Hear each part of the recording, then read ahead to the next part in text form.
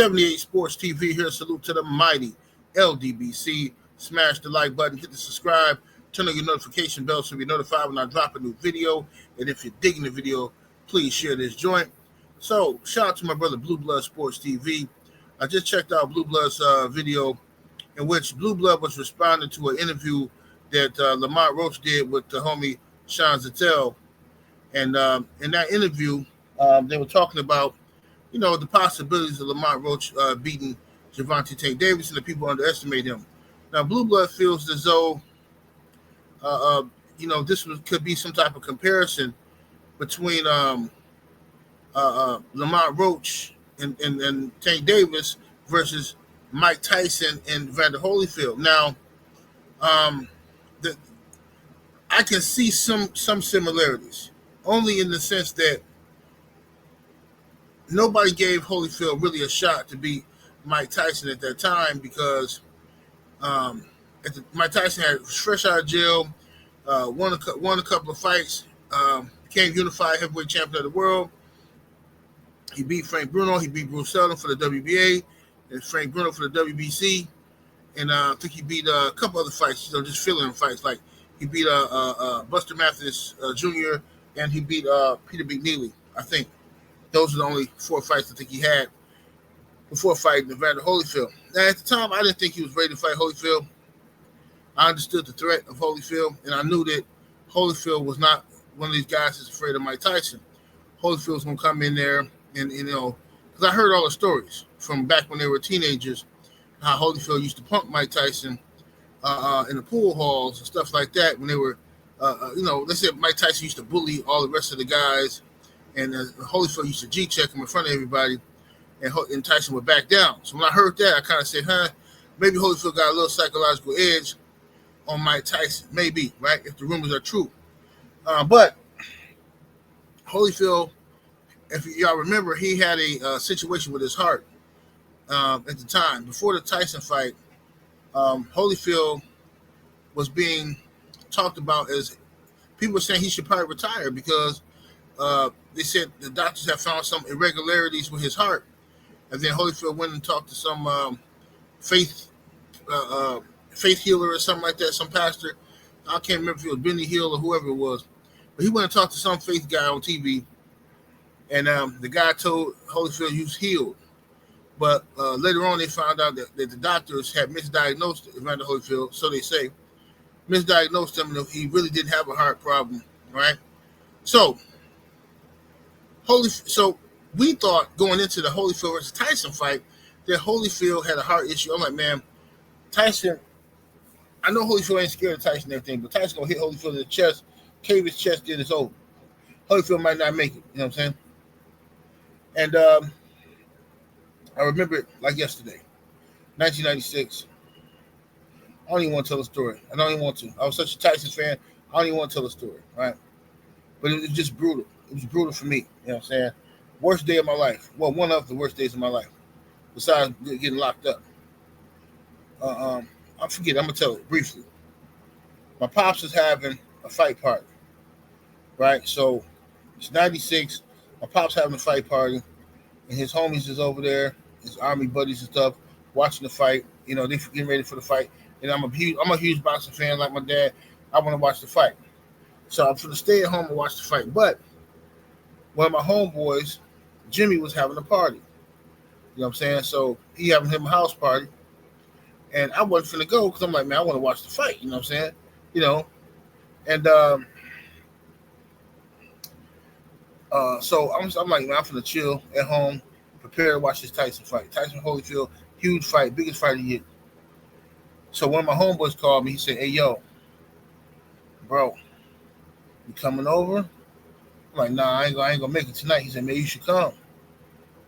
It's this girl, one of my, a chick, right? Supposed to be my girlfriend, right?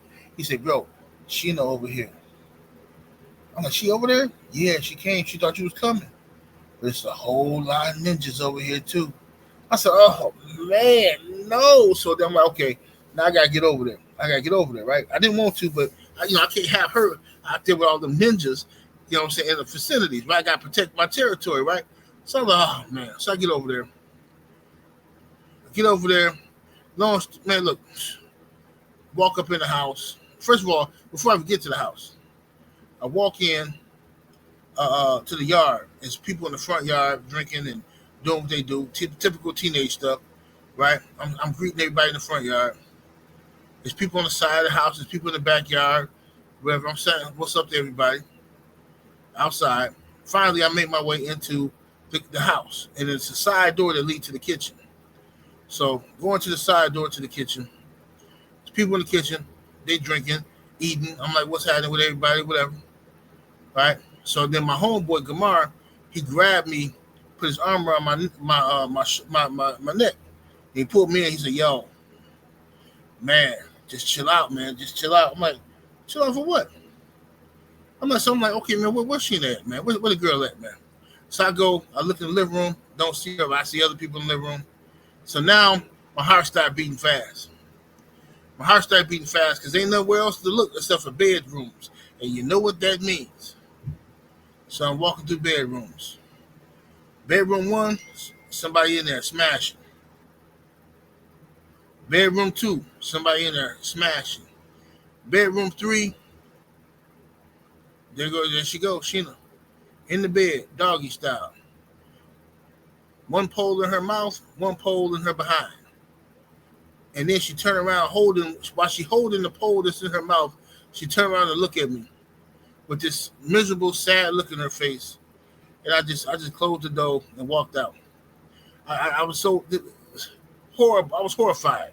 That was my first experience of just feeling like a complete sucker, right? So I walk out, played it off like a G. I wasn't finna let her see me sweat, right? So I'm in there, I'm playing it off. She come out. Can I talk to you outside? No, it's nothing to talk about. It is what it is. It's nothing to talk about. It's no way I'm going to be seen walking away talking to you in private after what I just seen. It's a wrap. It's a done deal. You know what I'm saying?